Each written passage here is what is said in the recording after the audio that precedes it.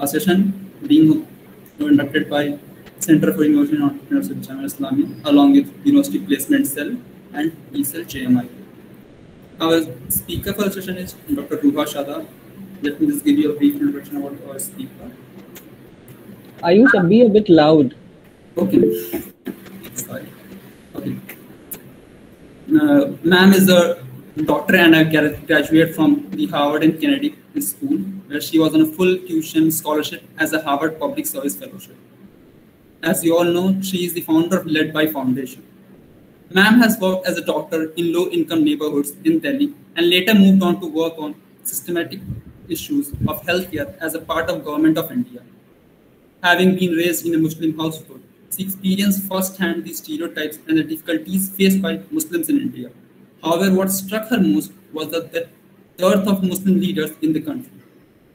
Limited leadership and poor representation mean that the ambitions of young Muslim women are stunted, and the community is unable to break the historical cycles of disempowerment.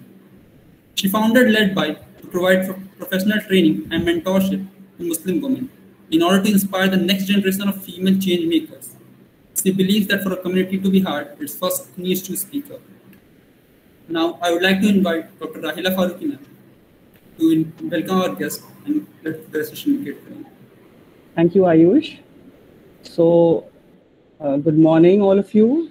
I welcome Dr. Ruha Shadab to this session. Dr. Ruha Shadab is a woman of outstanding credentials. She is a doctor. She has done her MBBS from Lady Hardinge Medical College, New Delhi. She has done her law, and then she has done her MA in public policy from Harvard University. In fact, we wanted to call her for the TEDx JMI 2022, but she couldn't make it. So I thought, let me connect with her on LinkedIn, and she was very gracious to accept my invite. And then I invited her for this session. And since I'm looking after the placement of the whole university, I'm also very passionate about the placement of students. And I found that her organization is also doing a similar kind of work. So I thought, let me invite her here. And this I'm doing in collaboration with the IIC-CIE-Jamia, because she is now leading a social entrepreneurship firm that is led by Foundation. If Professor Simi is here, I would like to introduce her to the guest, and I would like her to say a few words. Thank you so much, Rahila. I'm here. Yeah. Professor Simi Malhotra, she is the director of, though she's an HOD in English department, but she's handling she's a director of the Center for Innovation and Entrepreneurship in Jamia. So, Professor Simi. Hi, Professor Rahila, and we welcome you, Ruha, and we're very grateful to the ECell and, of course, to the placement cell. And Professor Rahila Farooqi is such a dynamic leader that we're very, very happy that under her leadership, we're able to organize this particular program. Welcome, Ruha. We're so proud and we're so privileged to have you here.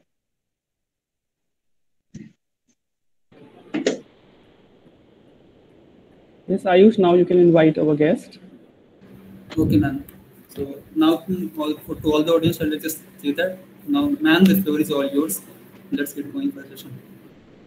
Thank you. Thank you so much, Professor Rahila, Professor Simi, and Ayush for introducing me, for giving me the opportunity to come and speak to your fellow classmates and your students.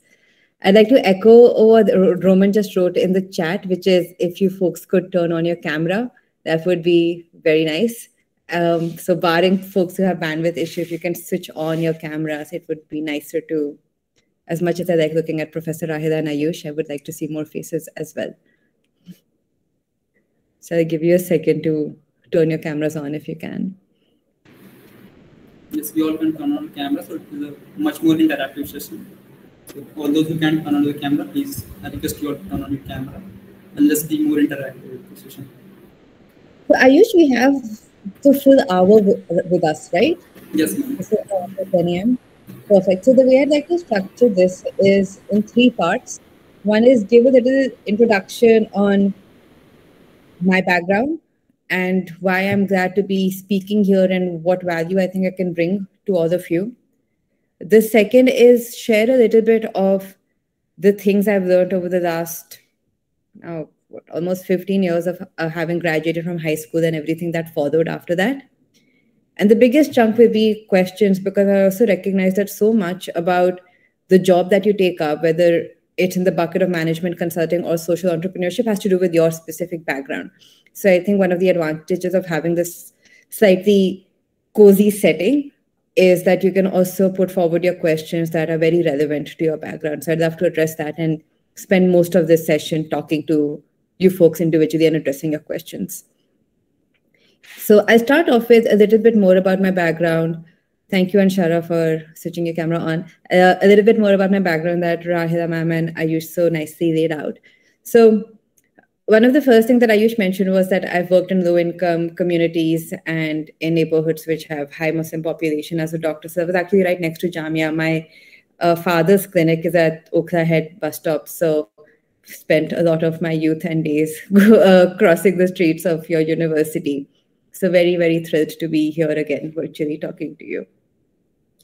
A little bit about my family background. So my father's a doctor, mother's a homemaker, very stereotypical middle-class family in India. Maybe like the slight difference being that I was born in Saudi Arabia, but moved to India when I was 10 years old.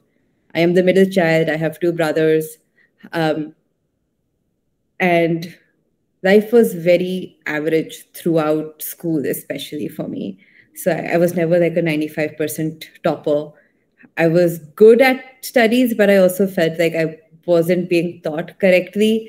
So never really peaked during school. Worked really hard to get into MBBS at Lady Harding, which is next to Connaught Place. And when I finally got into medical school, I was able to come into my own. I felt like I finally got into a point where I wanted to get to and could develop a bunch of other skills and interests that I had and that I hadn't participated in. But I've started from the beginning, but let me start from some more recent things. So what are the 2 main things I do right now? I work at McKinsey, which is a management consulting firm, and I work here predominantly on global health and public health projects. I'm a part of their integrative consulting track. I'm currently based out of Seattle in the US and work with leading international health organizations. I've been involved in COVID responses across 4 countries at this point. The second thing that I do, which I've been doing for longer than I've been at McKinsey actually, is run Led by Foundation, which is a social enterprise that Professor Rahila was talking about. And that focuses on getting more Indian Muslim women into the workforce. That's a thing I'm incredibly passionate about. So those are the 2 things that I love, which is global health and Muslim women representation. And it is challenging to be able to take out time to do both. But with the right set of team and support structures, I have been fortunate enough to do that. So that's what I do. Led by is run by a team of 5. We've had over 500 volunteers come and go. We've raised a significant amount of funding to be able to continue the work that we're doing. And then McKinsey helps me achieve my global health ambitions and also helps me grow professionally and keeps me challenged in a lot of ways. So that's a little bit about my background. And now I come to the meat of this topic, which was about breaking into management consulting and social entrepreneurship. And when Professor Rahila and I were discussing the topic of this call, the reason we landed upon this was not so much as to give you the nitty-gritty of how do you apply to McKinsey, Bain, BCG, any of these big consulting firms, or even KPMG or EY, or how do you set up a social enterprise. It was more about telling you that these 2 seemingly different worlds actually require the same sort of skills. And I think this is a really good platform to talk about that, to be able to succeed or achieve your ambitions, regardless of which industry or sector you want to get into, really requires some key building blocks or ingredients that I wanted to share with you. So I'll harp on 4 things that I thought were most important. The first is, nobody wants to hear this, is padhai, which is be really freaking good at what you're studying. So if Ayush is doing his BCom, be good at that. You need to sort out your technical or whatever it is that your baseline is. The second is some things we don't do enough, which is I would highly, highly encourage you to write more and think of different platforms to write in. So if you are working in a studying in a super technical branch, if some of you are postdocs over here, write your papers, get them published. If some of you are art students over here, think about whatever you are super passionate about and then write a newspaper article about that. And it's much easier to get published than you would think it is. So suppose you're super passionate about water conservation, you can talk about that. You can talk about a particular state, maybe a state that you belong to, and deep dive into water conservation, write a nice little article about their background, about what's happening, about some solutions, and it's totally Times of India or Hindu worthy. And even getting a couple of such things published either in a research journal or in a newspaper really helps you build your story. And that's what you need to be able to do. End of the day, you are, unless you're going into one of those companies that recruit like 10,000 people, but if you want to go into something specific, you need to build your story. And by doing this, you're building your story. The third thing is the art of reaching out or networking and creating your own opportunities, which is just self-explanatory, and I'll dive into that some further. And the fourth thing that I'll talk to you about is really creating a good-looking CV. And I think these are some of the building blocks of being able to make it into anything that you really want to make it into. So let's start with the first thing again, right? When I say do well in your padhai, some of you might be toppers. I'm hoping some of you are toppers, but that doesn't mean that's the only option or way of being good at padhai. It also means there might have been one subject that you were really interested in. There might have been one test or one competition that you did well at. Don't forget those and make sure that you're able to speak to them or highlight them in the story that you build to recruiters. If you haven't found that subject yet, I would highly encourage you to find that. Find something in the program that you're doing that you're really passionate about and do well in that, if you can't do well in everything. The second thing I'd spoken about was writing more. I harped on that slightly more in the introduction itself. Over here, I'd like to offer something to you also, which is if you do write a newspaper article on a topic that you're passionate about, I'm happy to share my list of some 20, 30 email IDs of editors in India's top newspapers for you to connect with and share your articles with them. Let's pause on the third bit now, which is the art of networking and creating opportunities. I, even for my social enterprise, have recruited. I have recruited in a number of other roles that I've worked at, either in the government of India or at the Clinton Health Access Initiative and a couple of other places I've worked at. And what they say that a recruiter spends 6 seconds on a resume, that is very true. And this applies to both the point number 3 and point number 4 that I want to say, which is the art of networking and CV itself. So what this really means is that you need to know people, especially if there is a niche organization that you want to apply to. So it's best to also get connected to the right folks over there. And this doesn't only help you for applying, but it also helps you hear about organizations or roles rather that haven't been publicized. Now, when I was your age, and this is where I want to stop a little bit, is I for the longest time did not feel comfortable reaching out to people and connecting with them, even though I looked up to them, even though I appreciated the work that they did, even though I was a big admirer of the organization. That's because I used to think, oh, I'm too young. I have no value to bring to this person.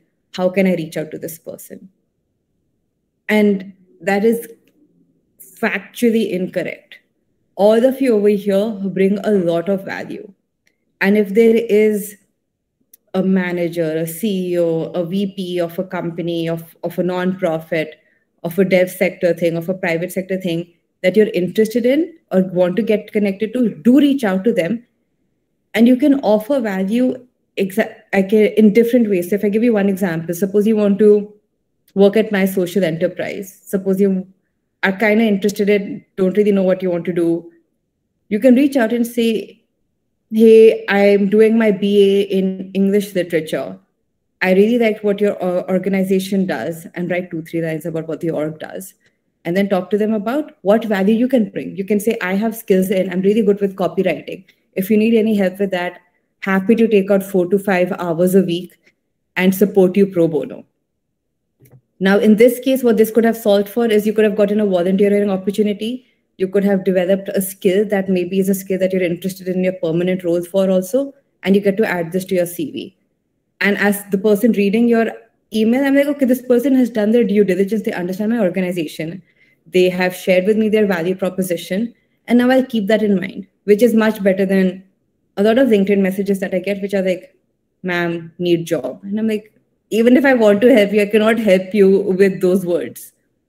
So reach out to people, identify them, write to them, do your homework when you're writing to them, and recognize that you have a lot of value to bring. If you are offering somebody to work for free for 3-4 hours a week, that is a huge value prop, right? And then similarly, even if you're not offering yourself for volunteer services and it's a full-time job that you want to talk about, you can always go to somebody senior at a big firm and say, hi, I'm unsure, I'm a student here.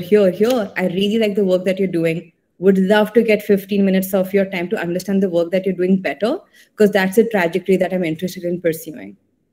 And you will be surprised at how much gyan people like to give. I mean, that's why I'm here. I am here giving gyan. People love giving gyan. So you can just cater to them about that and build that connection.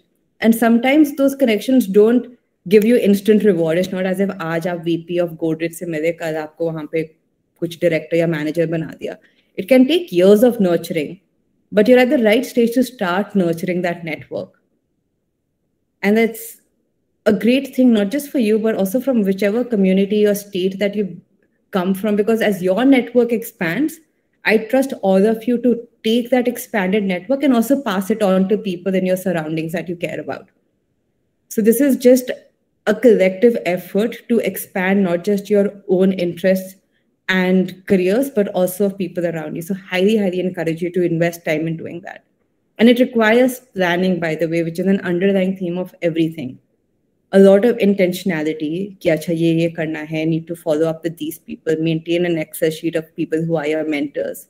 So all that comes along with this art of networking and creating opportunities for yourself. And the last thing I talk about, I'll pause for then either specific questions on what I have said or anything else you want to talk about. And that is your CV. And I'm certain there's a lot of support that your university gives you. So please leverage that and create very good looking, succinct CVs. And that is just level one, right? So even if you're reaching out to somebody saying, ki, I like your organization and I want you to be a mentor, talk to me for 15 minutes, or maybe you will attach your CV when you send it to them. So it really, truly is the image that you are putting out. So invest your time in making that CV. The first time I made mine after getting into my master's, I think it took me like 25 hours of iteration to get that right. So it's not easy, but it's really awesome once you get your first version done, and you can always just continue building on it. Invest your time on that and really reflect on everything you've done. I spoke about how, you don't have to be an overall topper in every field, but so remember that even if there was like one subject that you were really good on, that could be a bullet point in your CV. Talk about how you got an A grade or 90% marks in something, or you were selected for a paper presentation. So bring everything that you have achieved to your CV, but make sure you invest your time in doing that. Reach out to people to review it for you, work on their feedback. So again, in summary, do your studies well, try to write more, create a sort of image/brand name about yourself, about whatever it is that you're passionate about. So try to write more. And it needn't also be published, right? It can be a blog. It could be something on LinkedIn as well. The third is start networking and creating opportunities for yourself. And the fourth is make sure your CV is done really, really, really well. I'll pause here for questions or comments. Ma'am, I have a question. Ma'am, let's suppose when we work, we don't know what... You can introduce yourself. Oh, okay. My name is Anshara, as you know, and I'm pursuing MBA in Healthcare and Hospital Management from JMI. So, ma'am, actually the CV tends to be really long sometimes. I mean, the length just goes on and you don't know how to cut it out.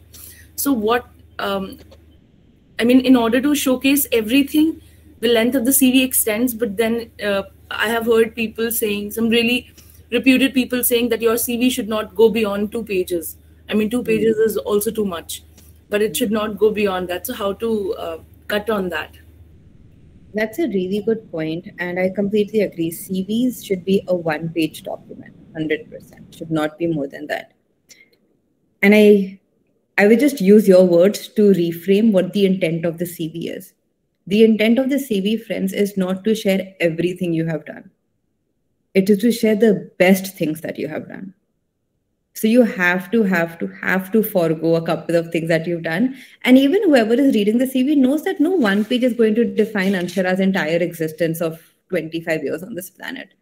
We're not expecting that, but we do expect that the best things, the things she's most proud of, the things that are not even most proud of, but also most relevant to the job that you're applying to, are on that page.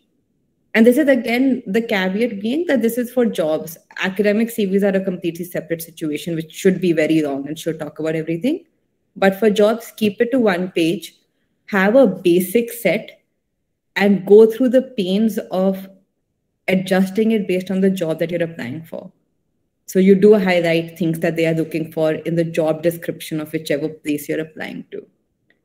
And the way I would suggest to tactically be able to solve what you're talking about, Anshara, is when you're writing your CV, you have multiple sections. You have, within sections, you have subsections, right? For example, work experience may have one, maybe 3 places ka naam. And her place ke andar you have 5-10 bullets maybe. So make sure when you're looking at each section right now after this call, or whenever you're working on your CV again, put them in the order of what you think sounds the best. So you prioritize them. Think that, okay, this was a savings of 3 lakh rupees to a non-profit that I work for. Or over here, I increased sales by 10%, and this is like the most important number. So prioritize it and then just chop it off. Chop off whatever is on the lower part. And recognize it's okay. Nobody thinks it's all that you've done. This is just the best of what you've done. Excuse me, ma'am. My name is Shikha, and I'm pursuing MSc in Bioinformatics from Jamia. Now, my question is how to develop network on LinkedIn. Many a time I try to connect with the people whom I want to, but they don't really accept that. And even they accept, they don't answer all the questions which I ask them on chat. So how to develop that networking? First of all, very happy to hear that you're leveraging LinkedIn. I think it is an excellent platform. So glad to hear that you're making use of it. A couple of things that in case you're not doing already, you might do and it could be helpful is be very specific when you're reaching out to people. All right. So write a short note to them. 1 line about who you are. 1 line about why you are reaching out to them specifically. And then with a 1-line ask. And that's it. And that ask needs to be very specific. Definitely should not be something that you can find on Google. So it needs to be a very specific ask that you put forward. And yes, the reply rate is never going to be 100%. Accept that, but it should be reasonable enough. Now, a couple of ways to mitigate the fact that you won't have a high reply rate. What you do is you reach out to multiple people in that role or from that organization or with that experience. And that way, if you get even one person to reply out of the 7 messages that you sent, it's a win for you. You've gotten an inroad. And that has worked for me over and over again. I'll give you an example. For me, I had applied to Niti Aayog for the Young Professional Program, and it was an incredibly competitive application process. They had 8,000 applications for some 10 roles. And I wanted to prep for my interview. I'd gotten a very short notice about the interview, and I wrote to a number of people who had Niti Aayog on their profile on LinkedIn, and only one person replied. She replied, she got on a call with me, she prepped for the interview, and that was all that I needed. And I got through. So 2 things, keep very succinct, pointed, thorough emails or messages that you send out to people, and then send it out to a number of people as well to help you get that access that you're looking for. Thank you so much, ma'am. Ma'am, one more question from me. Ma'am, in LinkedIn profile, I do not have much thing to show on LinkedIn. So to attract people on my profile, what to do right now? I do not know you too well, but I am still 100% sure that what you have said is wrong. I am 100% sure that you have a lot to show on LinkedIn. You just haven't been able to think about the points that you need to show. So happy to walk you through that. And you can also maybe study my profile if you want to. I've put in a lot of points over there that could perhaps make you reflect on your own journey. So think about anything that you've volunteered in, any student club that you've been part of. Think of maybe things that you've participated in.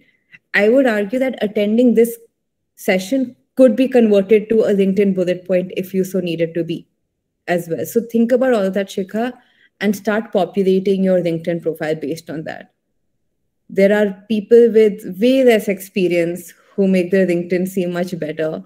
As one of my friends who is a CEO of a co-working space tells every entrepreneur that he meets that if there's one thing we should all be good at, it's sales.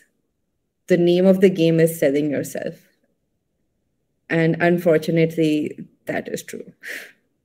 So think more about things that you've attended, things that you've participated in, even if it was a very passive role, and start adding that to your LinkedIn profile. And to Anshula's point, slowly as you grow older, you get more exposure, you will start chopping off the things that you were just participatory in, and you'll only start showing then things that you were an active participant in or presenting something in. But that journey is very natural and will happen to everybody on this call. Yeah, this is right. There is something always to show, but work experience section, there is nothing for me right now. Thank you so much for your point, ma'am. I'm surely trying to work through it. When you're in college, nobody expects full-time work experience, but you can talk more to your volunteering experiences. You can talk more to your student activity experiences. Excuse me, ma'am. Good morning. Good morning, everyone. Good morning, Rahila ma'am. Good morning, Ruha ma'am. On that exact same note as Ms. Shikha said, my name is Shagufta. I'm currently pursuing MA in Human Resource Management. So, see, the thing is, it's very difficult for me to talk about myself. And it reflects on my LinkedIn profile also. I have given all of my work experiences, but I haven't written anything in my about section because it is quite difficult for me to talk about myself, my achievements. I feel like that it's not something that I haven't done anything of this sort. Even though I know that I've put forth effort, but it's sort of very difficult for me to talk about it. So, what would you suggest for me to overcome this sort of thing? Two things over here, Shagufta. I think that's a very, very real problem that I have faced, that I see a lot of people also face right now. So the one way to do it is, and in America, I usually say this in the context of society over here, which is, and you can contextualize it to however you want in the Indian context, is think what would a white man say about themselves if they were Shagufta Khan? They would probably go on and on and on about how they are the best at ABC things. So just channel your white male energy. So that's one option that you can do, which is basically channel your energy of somebody who feels very entitled. And sometimes it helps, especially when you're facing confidence issues. The second option, which I think might be a better starting place actually for you, is if you truly genuinely feel either that you haven't done anything that's worthy of being put in the about page, or you are not just uncomfortable, you are principally against talking about such things, which could be a completely justifiable thing, that you don't want to talk about your achievements. What you can then talk about are your aspirations as well. So especially if you are right now a younger tenured person or early career person, you don't need to talk about, I have won the Nobel Prize in physics and chemistry. But you can talk about that you're very passionate about chemistry in subject ABC. And that is a bio that is perfectly valid and in fact very helpful, because at this stage, you're probably going to be looking for a job. So more than knowing that you are the best, which I can also figure out through your courses and your technical background, I can also understand what your passions are and where do you aspire to see yourself or what drives you the most. So you can talk about that from a professional lens in your bio. Okay, ma'am, I'll certainly work on that. So thank you so much. Thank you for your time.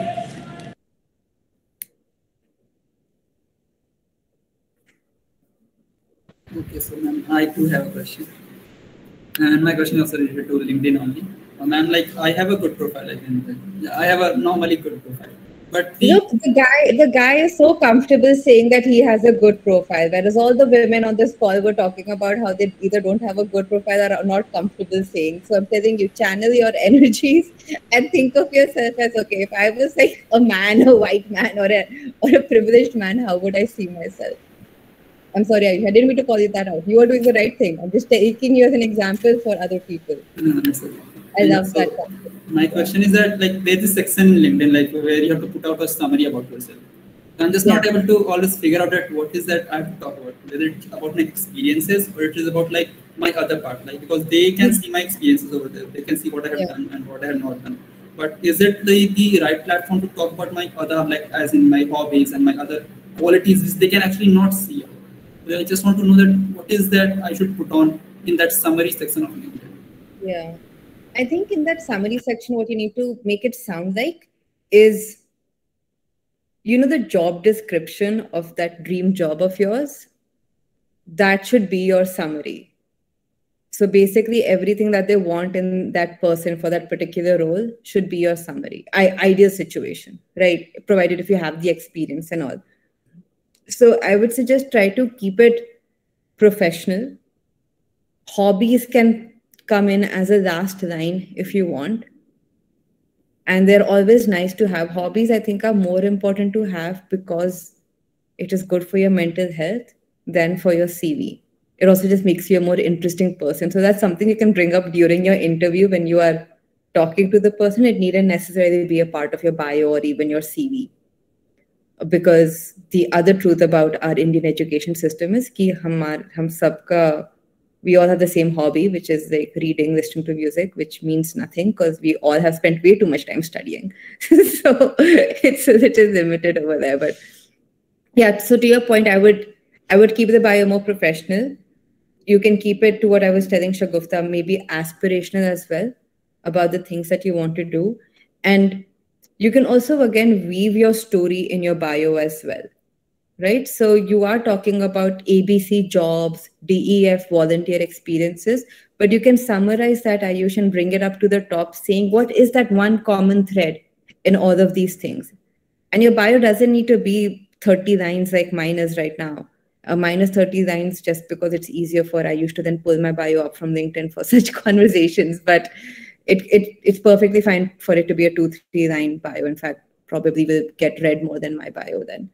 So just a few lines of what is that common thread in your entire LinkedIn profile that you're passionate about, and where do you see yourself contributing the most in the next 4-5 years, in which sector and industry.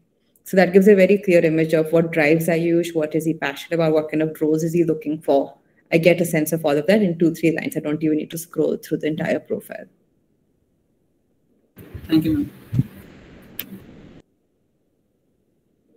And at the same note, I would encourage other people also to ask out your doubts, ask more questions so that it's more interactive and like just utilize this time. The ma'am is happy to continue talking about LinkedIn. Happy to also talk about management consulting, social entrepreneurship, time management.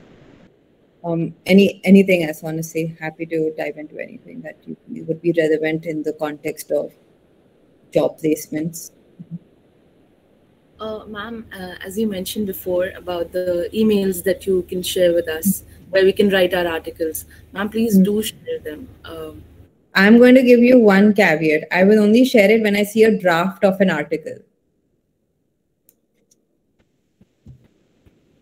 Let me repeat that. I said I will only share that when I see a draft of the article.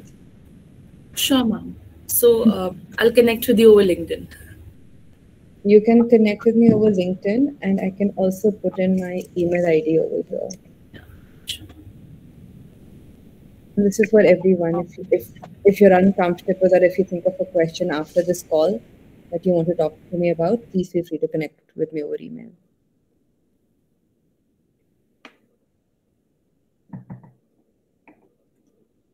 Any other questions? Just feel free to unmute. This is a completely zero judgment zone. I've been where you are, and I can understand it's a little uncomfortable sometimes to ask questions.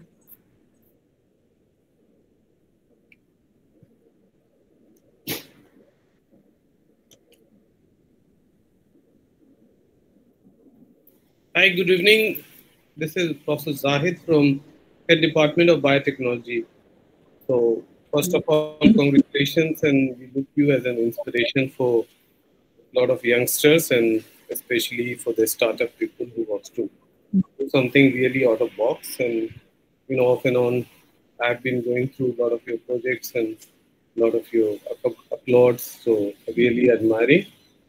I have a general question, since I think almost like 50% of my students have joined and have shared extensively your link with them. A lot of biotechnology people are there. So, one of the major thing, apart from what you're trying to talk about in the CV to job, a lot of the students, they come for, they're asking for some internship, somehow they get engaged or involved, especially right after they come from a school, and then they are like full with energy, and they want to do some kind of internship or some kind of thing which will lead them to any startup or anything, any they technically they will channelize their energy towards any independent thinking, innovation. So being a mentor on the other side, what we are looking for, is it possible to have some kind of MOA, MOU, or any kind of app? It could be formal, informal, or any kind of interaction, so that, let's see, few of our biotechnology students can interact with you, can work with your organization, and they get a sense, how to go about it, and how to, be a different league, which becomes one of the major, inhibition for choosing something out of box. Like we had students who wanted to do something on biofuel. I talked with some private, companies who are into it. They have given some training, and I mean, the first student, she is trying to do something which will be somewhat non-traditional, I would say. So thank you. These are my comments, but I look more from elaborate response from your side, how we can closely work or jointly work. Thank you. Absolutely. Thank you so much, Professor Zahid. I would be happy to discuss that and have a pipeline of interns between your department and my organization. And I think it would be a good exposure for people to understand how to work in a very self-starter kind of way. So we are a very nimble organization, and you need to bring in a lot of initiative to the table, and you need to be able to run your own work stream end to end, problem solve on your own, find the right people, deliver the right messages to the fellows that we train. And it could be a great experience for people who want to figure out just what does life look like in an agile setting. So, but we can 100% would love to discuss this. Thank you. That's great. I'll just follow you up, or say a few of my students to get in touch with. We can that'd be perfect. Yeah, at least, that would be really nice. Thank you so much. And always pleasure to listening to your inputs and insights, and really inspiring. Thank you so much. Stop here, and then thank you, Faruqi ma'am, for... Thank you, Professor Zahid, for joining. I saw Professor Naseeb also from Commerce, and maybe some other colleagues. So thank you for joining, Professor Zahid. Pleasure, yeah. Okay, man. So, I think there is no one who has question right now, so I'll just ask you a question. What is there that, as you are also a social entrepreneur to the JMI Foundation, so while conversing with people who are actually willing to do something in this sector, the major problem which I see is that they are not able to take that first step. As you also must be experiencing that taking the first step is far more tougher than doing everything else, like getting it. So what was it like? How did you take your first step? And maybe this can help the other people to kind of visualize that we can do. So what was it that you to take your first step for making this led by foundation? And today it is, mashallah, going very well. I asked a question to everybody over here, and you can answer this by putting it in the chat box. What is Nike's slogan? Nike, the sports apparel brand. Just do it. Just do it. Right. Excellent. That's really it. Entrepreneurship can be summed up as Nike's slogan. This has a lot of caveats to it, right? Though the first being that, well, the first message over here is don't let perfection get in the way of good. So if you do have an entrepreneurial idea, do it in whatever sense or form that you can best do it at, but come with a very open mindset. I say that as a social entrepreneur, you should be wedded to the problem, not the solution. And what that means is that the problem is what is driving you. You will create solutions. You will see that the solution you do does well or bad. You get results, you improve, and you do it all over again. So be wedded to the problem that you're trying to solve, not the solution, especially if you're a social entrepreneur. Don't let perfection get in the way of good, and hence just start doing it. The caveat that all of this comes with is that there is a reasonable amount of privilege that you need to have to be able to do that, right? So it's easier for some people who maybe have a friends and family fund to tap into. It's easier even for people, for example, who live with their parents and don't need to pay for rent or don't have any familiar responsibilities. So provided if some of that is solved for and you have that cushion, because I also think that having your own financial independence secured is really important before you can fully put the pedal to the metal when it comes to entrepreneurship. For some people, they can, of course, do it without that as well.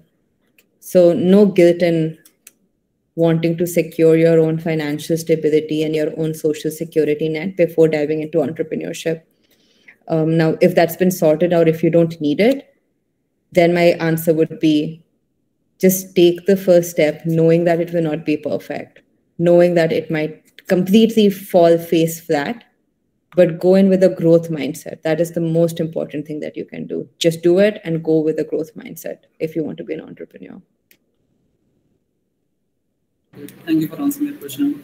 My next question would be like towards that management consulting thing, as the session is mainly about. So I know that no one can be the perfect candidate. Like obviously, not everyone can have that quality, but there are obviously some set of qualities, like 2 to 3 qualities, which people on the other side of the table are looking for. So can you just like tell that what are some of those qualities which people at our age can inculcate or can work towards inculcating? Like people who are in first year, second year. So what are some of those qualities which people in the management consulting section are looking for in candidates to hire?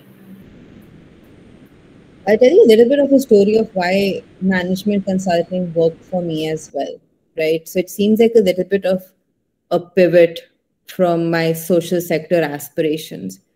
But the reason I don't see it as a pivot is because there is a particular skill over there that you are taught, which is incredibly valuable, again, in any sector or industry that you work in.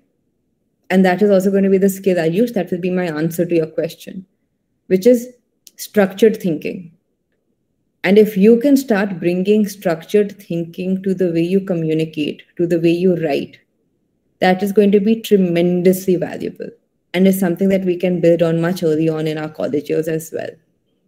But what does structured communication or thinking even mean? You can practice this by how McKinsey, Bain, BCG have their case interviews or case preps. That's one very artificial way of planning or practicing structured communication.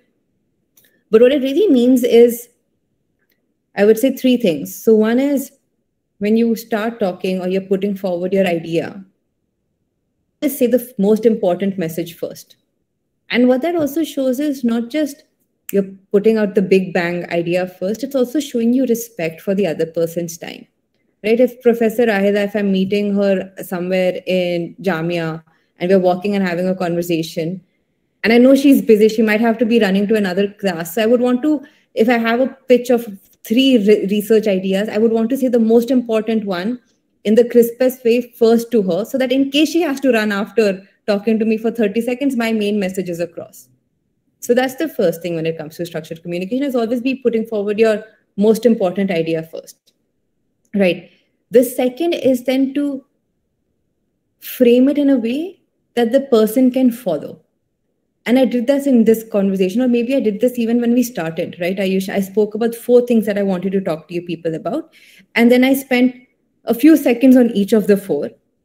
And then I dived into them very deeply. So all of you already knew what Ruha's frame of thought was going to be. So it should have ideally helped you to follow through my train of thought slightly more easily. So that's the second thing that I would say, is that structure it. Maybe say that you have these many ideas that you want to walk through, give a quick summary of them, and then dive into them deeper. And the third, which is my most tactical piece of advice to everybody over here, is that whenever you're having a free-flowing conversation, and you can practice this with your friends, try to talk in threes, right? If you're trying to justify anything, just try to bring it into 3 points. And what that does is it solves all the things that I just told you. You will say 3 things, say your most important message first. You are structuring it by saying that you have 3 things as well, right? And then you're trying to be able to bring that person with you on that journey of explaining whatever it is your rationale is. And it's also always pushing you to think more. Usually, whenever I will ask you about something, you will always have 2 things to tell me about. But if you're pushing yourself to think in threes, you will try to critically analyze whatever it is that you're trying to talk about slightly more to come up with a third option as well.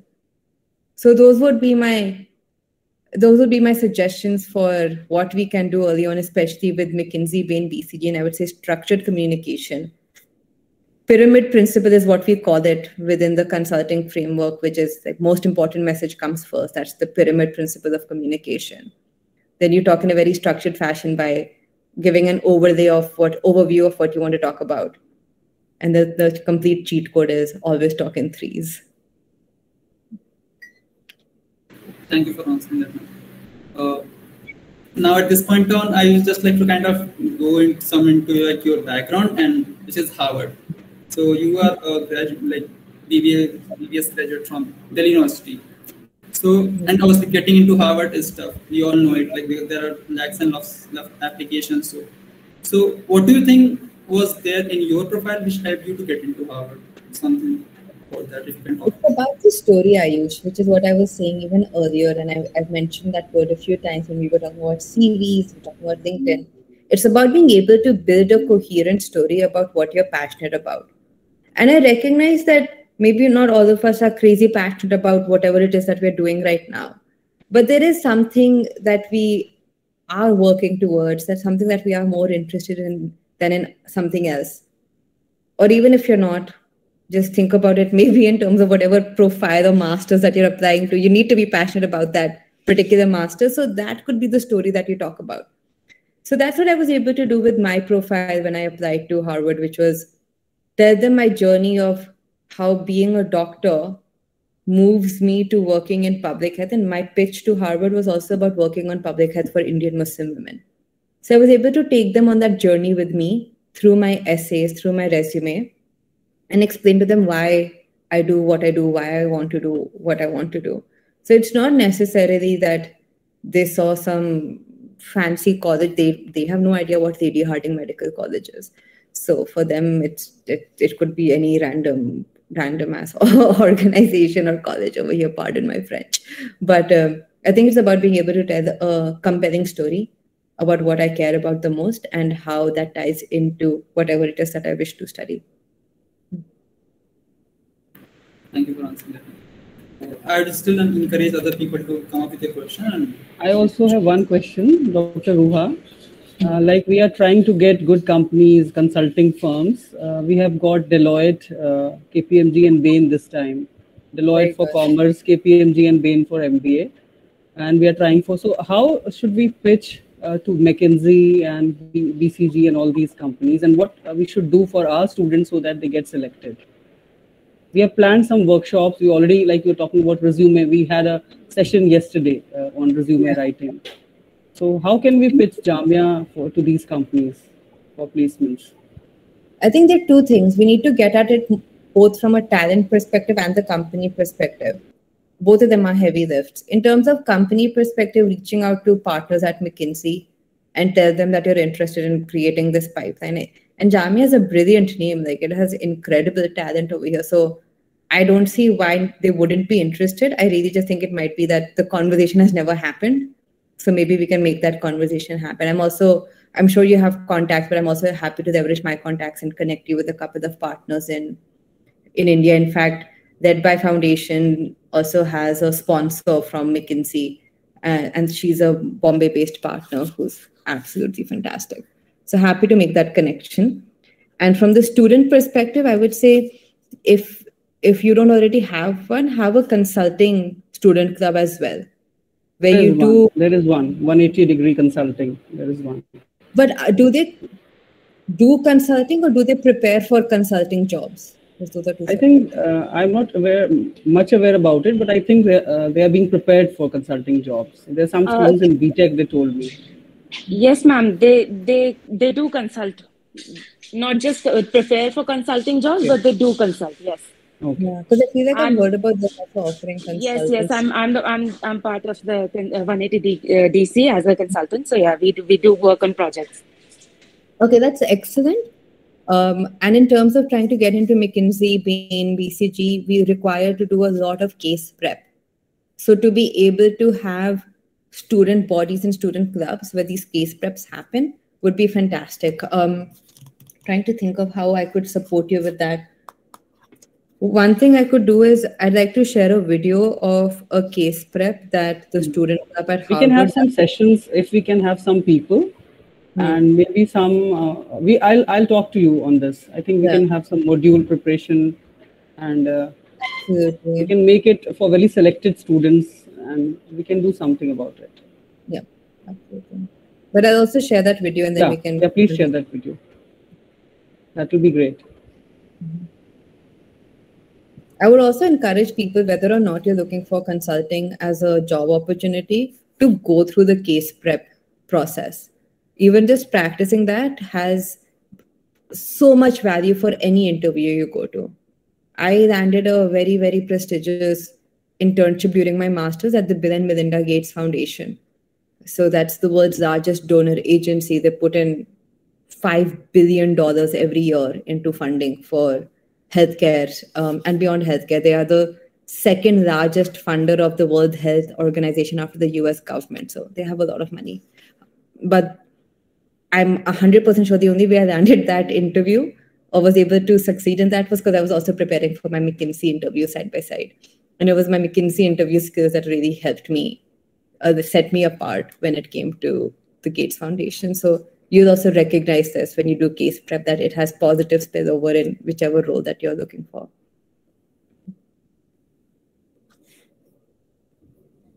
Thank you for answering. Any other questions are invited? Anyone can just unmute yourself, ask your questions. Anyone else? Okay, so just a last question again. Like just now we talked about case prep. So obviously doing this case studies and all, it is okay, not so big also, but it is something somewhat different. So what is you think that people should generally focus on during this case study thing? Like what is should they go about? How should they go about it? Well, there's three things to do over here. Some of them are related to the fit part of the interview, and some of them are related to the case part. The fit part of the interview is usually questions like, tell me about a time where you had a challenging team member. How did you resolve that situation? Or tell me of a time that you had to up-manage your manager. I would say really take out the time to reflect on those questions. There aren't too many. There are maybe like 10, 12 potential fit questions. So take the time to really reflect and write down your answers. Now over here, the way to write your answers would be, I'm putting this here. Does anybody know the STAR framework?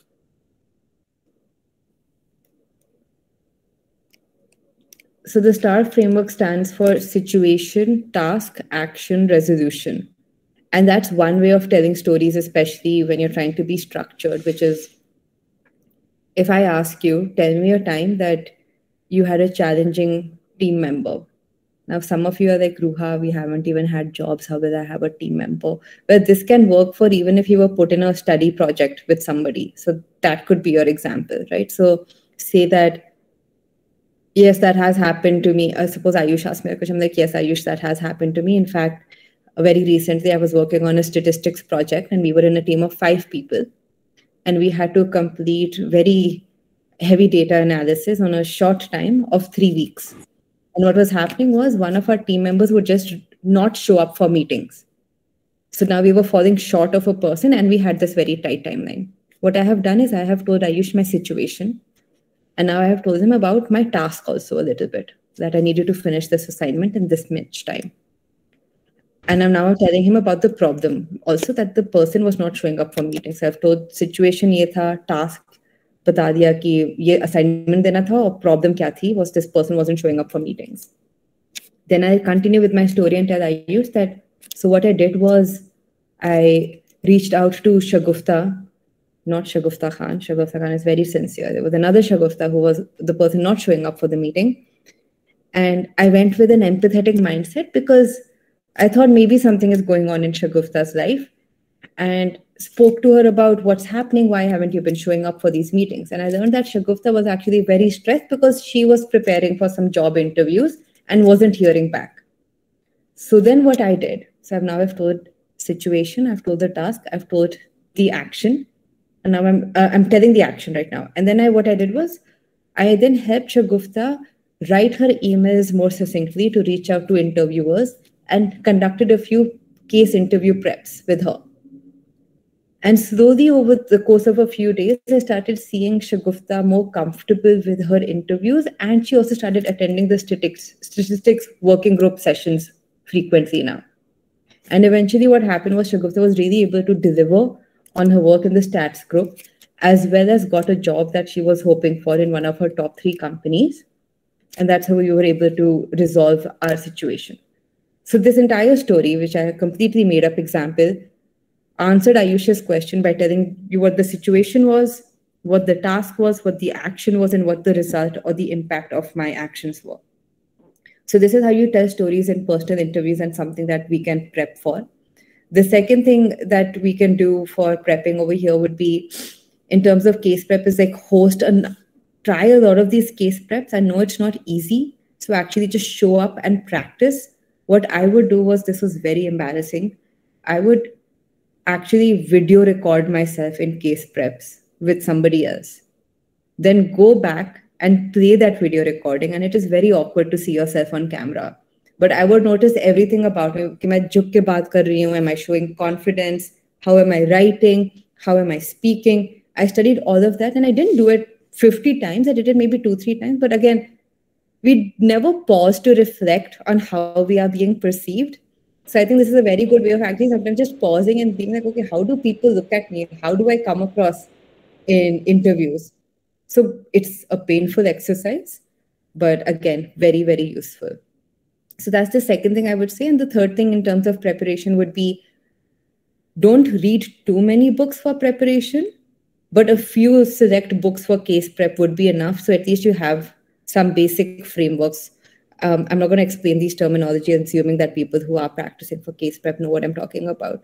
So 3 things: really think about your PI questions, your personal interview questions, and reflect on them. Second is have those case prep interviews, practice sessions, and record yourself. And third is go in with some elementary understanding of frameworks by reading 1 or 2 books and using them in your prep sessions. So you kind of follow that advice of, like, when you're up for debate or something, go and stand in front of a mirror. So you just kind of remove the mirror and put on a camera. Yeah, absolutely. And it's kind of harder when you're doing it on camera, because saying that repeat play button is a little intimidating. But it's a very good exercise. I would highly encourage all of you to do that. Yeah, it actually like helps you like getting things actually done, like properly done. You can look at everything that's happening around you. And some things are like that you're doing it subconsciously, but it reflects on you. Like choti cheezein, right? Like if you're fidgeting with your pen, you will start seeing that. And it's very distracting for the interviewer. You don't want to be doing it. I can't do it well. But you know those people who do this very well? That's just me. Yeah. Like there are lots of actions, and someone is like just raising their hand. By people who are able to do that, but don't do that in the interview when you're sitting in person. So yeah, so small things like that you can do. Okay, so ma'am, I think that it is the right time to conclude the session. So I will just thank you for coming up here and giving your time for us. And I would also like to invite Rahila Faruqi ma'am to say some few last words. I've already been saying. One thing I would like to say is that all of us, most of you should, not all, should switch on your camera so that we have a pic and we can post it on our LinkedIn and other platforms. So one of you can click it. Kazi, you can please take the screenshot, and I'll request all of you to please turn on your camera. All those who are comfortable, please turn on your camera so that we can have a very nice picture. I like Rahila ma'am's idea also, right? Like this again is a good way of for people who are interested in expanding their LinkedIn network is posting things like this. When you can make yourself the main character of this, right? Like it doesn't need to be about you. It can be, you can post a screenshot and say this session happened, but write more about what you learned, what you heard. And that's one way again of showing people that you are able to critically analyze things and that you take proactive measures for your professional growth.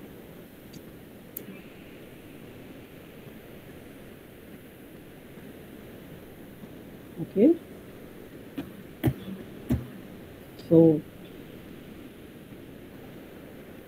it's done? Yes, ma'am. Okay.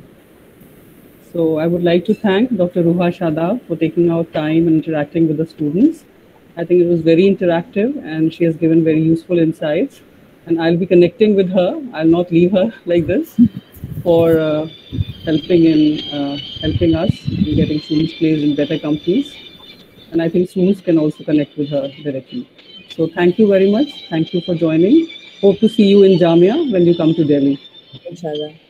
Thank you so much for having me, folks. Have a good weekend. Thank you so much, ma'am. Thank you so much. It's been a wonderful pleasure for us already. Thank you so much. Thank you, ma'am. Thank you for your time and answering all those questions very nicely, because it will help us for sure. And I think you're going to get lots of gratitude messages on your LinkedIn for the same thing. Happy to. And Roman, please do share the feedback with me as well. That will help me. And we'll share it to you. No problem. Thank you. Thank you for your time, ma'am. Thank you, ma'am. I'm sorry, I got a call. Okay, fine. So thanks to everyone. Thank you, ma'am, for conducting this session and for making it happen. And thank you to all the audience for joining us. Thank you. Thank you to all of you from CIE, UPC, and IIC-CIE-Jamia. Thank you for your time. Thank you, Ayush.